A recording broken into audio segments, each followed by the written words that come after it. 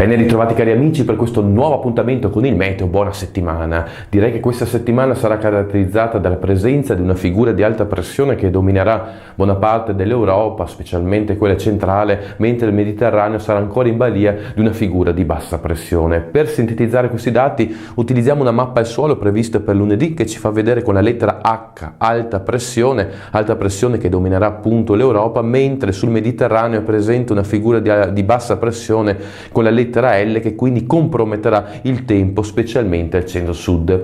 Facendo un flash per quanto riguarda il nord-est, questa mappa sintetizza un po' il tempo che interesserà appunto a partire dal lunedì e fino a giovedì compreso, quindi avremo sole diffuso, solo qualche nuvoletta di passaggio, temperature ancora frizzanti durante la notte, ma durante il giorno si starà tutto sommato bene con valori anche localmente superiori ai 10 gradi. Un occhio di attenzione al ritorno delle foschie e delle nebbie, specialmente da mercoledì.